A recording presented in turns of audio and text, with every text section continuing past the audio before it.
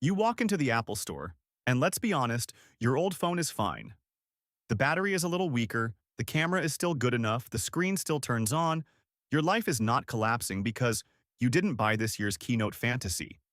But you've watched enough polished launch videos, enough titanium close-ups, enough people on the internet treating a slab of metal and glass like a spiritual event, that you've quietly convinced yourself this is not a want. It's a move. A smart move. A deserved move. So you drop $1,200 on the new model, and the moment you get back to your car, something strange happens. The old frayed charging cable sitting in the cup holder suddenly looks like literal garbage next to what now feels like a masterpiece of engineering. It feels wrong to plug this premium object into a tired old cord, so you buy the $40 MagSafe charger. Then you get home and your cheap plastic case looks ridiculous on a premium device, so you buy the $60 leather case. Then your old wired headphones don't fit the ecosystem anymore, so you drop $250 on AirPods Pro. Within 48 hours, that $1,200 purchase has quietly mutated into a $1,600 chain reaction. And here is the part nobody says out loud. You were never just buying a phone. You were buying a new standard. And once that standard enters your life, everything around it stands trial. Your accessories stand trial. Your desk stands trial. Your taste stands trial.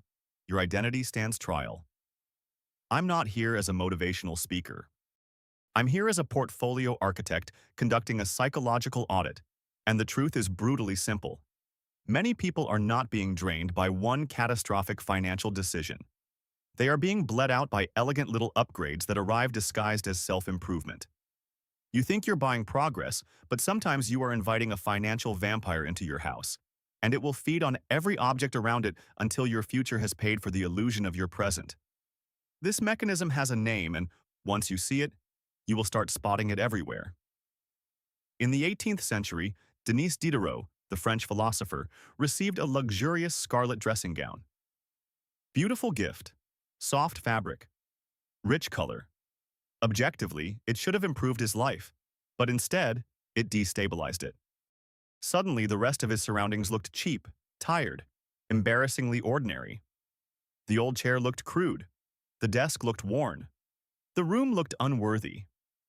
In his own realization, he became, in essence, the slave of the new.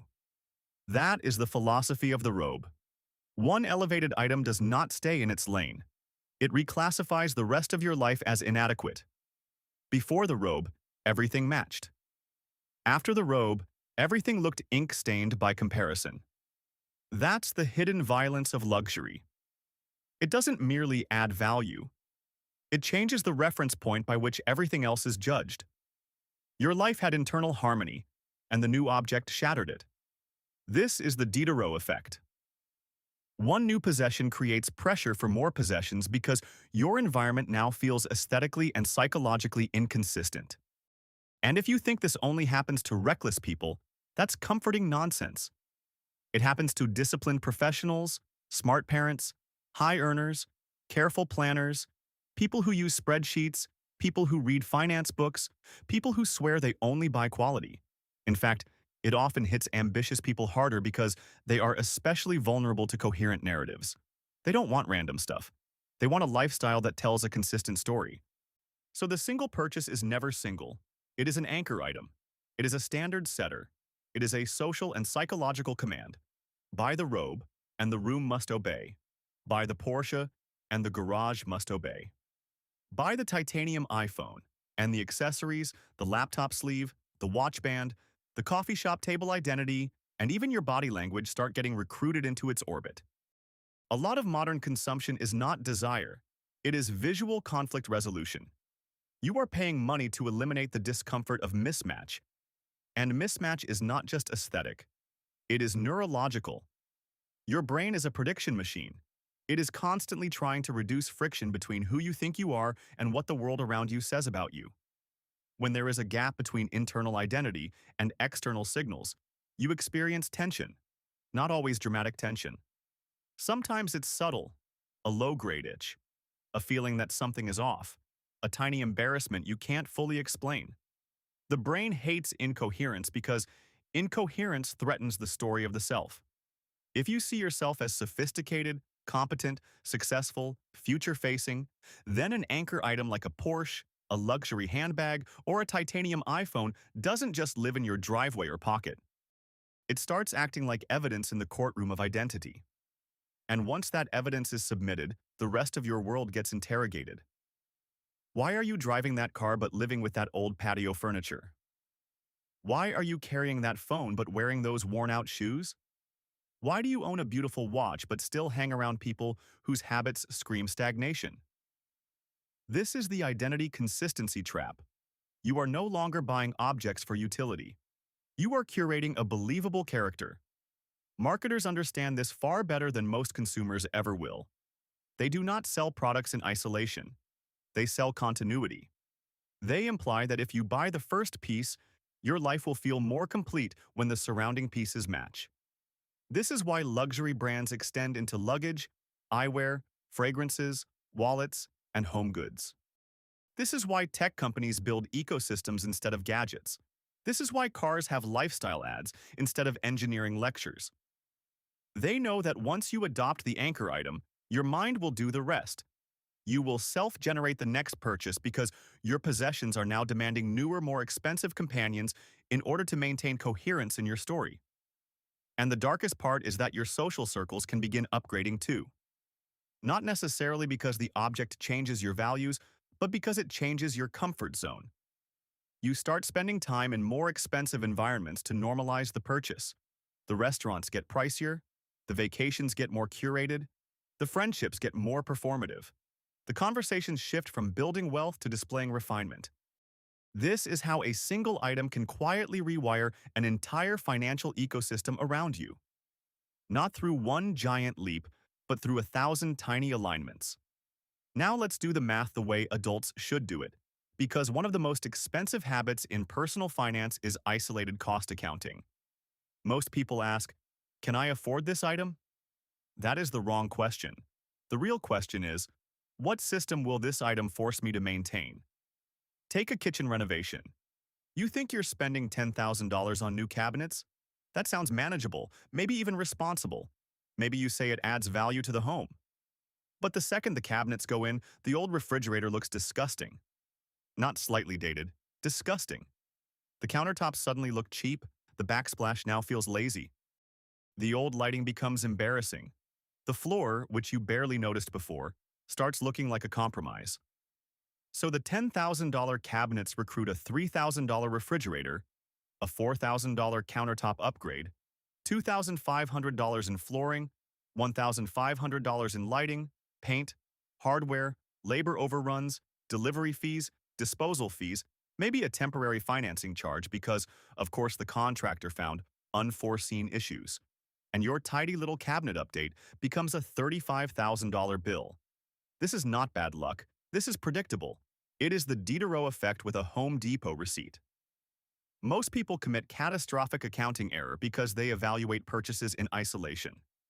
They price the anchor item and ignore the chain reaction it triggers. But your bank account doesn't care what you intended. It only records what happened. The same thing happens with fashion. One expensive blazer makes your shoes look wrong. One premium couch makes the rug look tired. One luxury gym membership leads to better outfits, supplements, gadgets, and recovery accessories. One smart convenience purchase leads to subscription creep, cloud storage, premium apps, warranties, upgrades, replacement cycles. You do not live item by item. You live system by system. And once you start thinking like a portfolio architect instead of an impulsive consumer, you stop asking whether the first purchase is reasonable. You ask whether the full ecosystem belongs in your life. Because here is the truth that hurts. If you cannot afford the chain reaction, you cannot afford the first item. That first item is merely the bait. And now we need to confront another lie. Not all upgrades are upgrades. Some are disguised downgrades wearing beautiful packaging. We worship innovation as if newer automatically means better. But better for what? Better at serving your life, or better at making you serve the object? I call this the white couch effect. A white couch is gorgeous in a showroom and sometimes in a photograph, but in real life it can become a domestic dictator. Suddenly, you sit differently, eat differently, relax differently. You warn guests. You hover around children. You buy special cleaning products. You feel mild anxiety every time someone sets down a drink. In theory, you own the couch. In practice, the couch owns the room and trains your behavior around its fragility. That is not an upgrade in freedom. It's a downgrade in usability. The same happens with luxury cars that make you paranoid in parking lots, premium sneakers you're afraid to crease, watches that turn every subway pole into a theft calculation, high-end kitchens no one wants to cook in, pristine dining tables that mostly exist to signal taste rather than host life.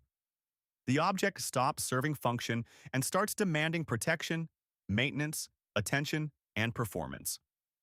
This is one of the least discussed ways consumption erodes wealth, not only through purchase price, but through the psychological overhead of ownership.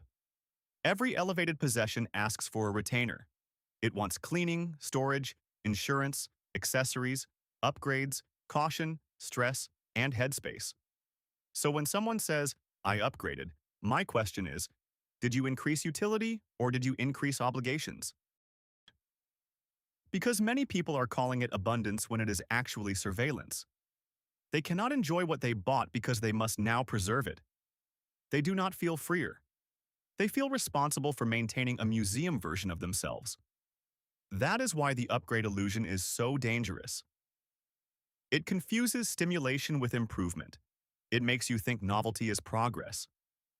But if the object raises your costs, raises your stress, raises your self-consciousness, and raises the maintenance burden of everyday life, then it did not elevate your life.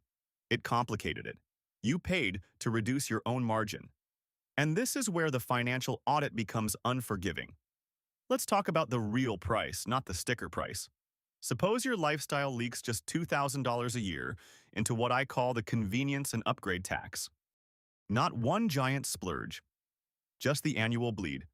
Slightly better gadgets, nicer cases, replacement accessories, subscriptions, cosmetic home improvements, status maintenance, all the tiny alignments that make your life feel current. $2,000 a year does not scare anyone. It feels normal. It feels harmless. It feels beneath concern. But if that $2,000 were invested instead at 8% over 30 years, the real cost is not $60,000. The real cost is roughly $245,000.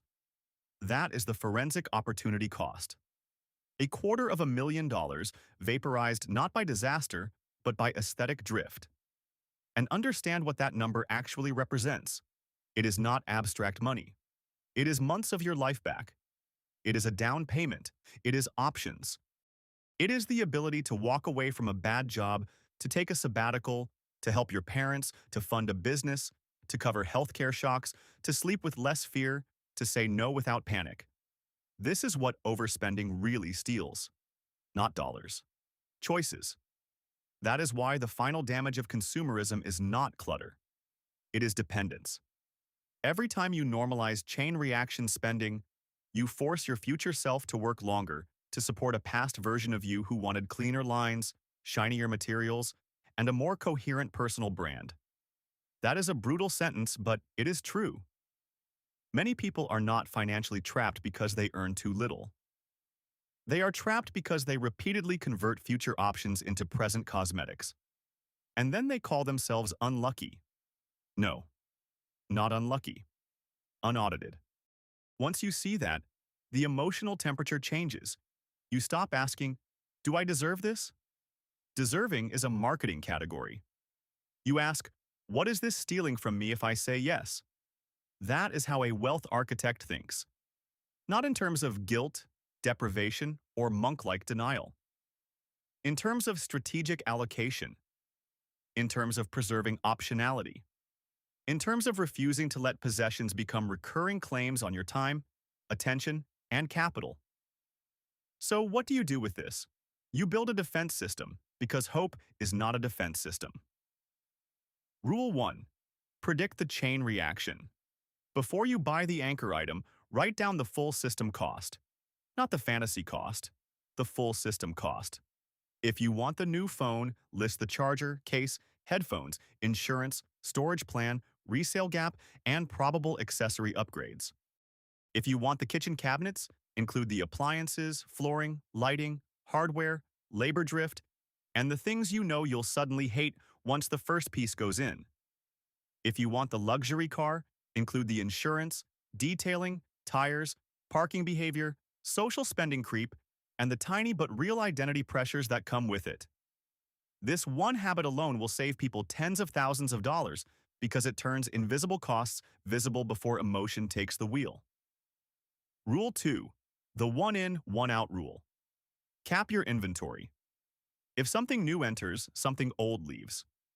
That rule sounds simple, but psychologically it is a declaration. I am a user, not a collector. I buy to serve life, not to build a museum of self-concept.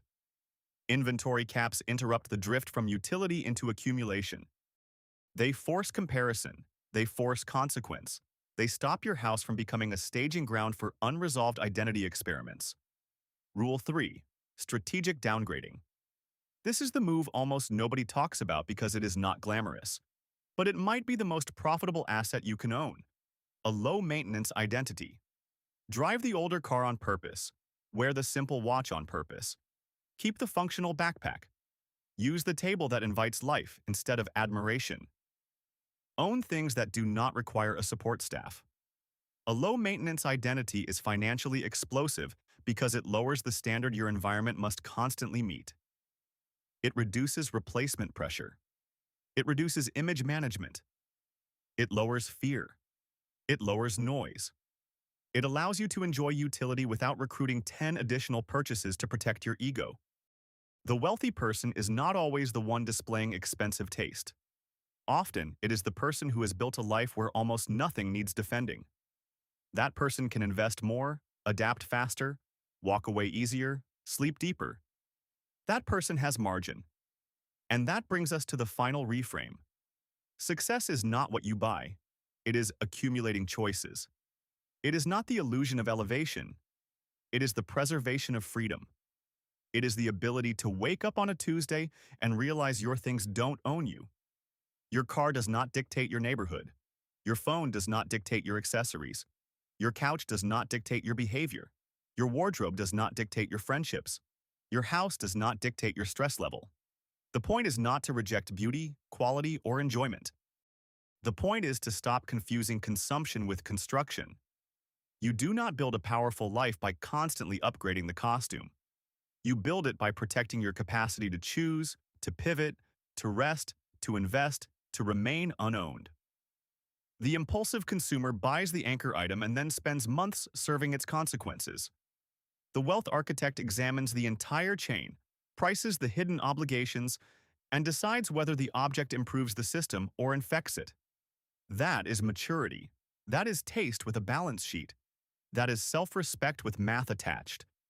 And if you can internalize just one brutal truth, let it be this. Every possession is either expanding your freedom or quietly taxing it.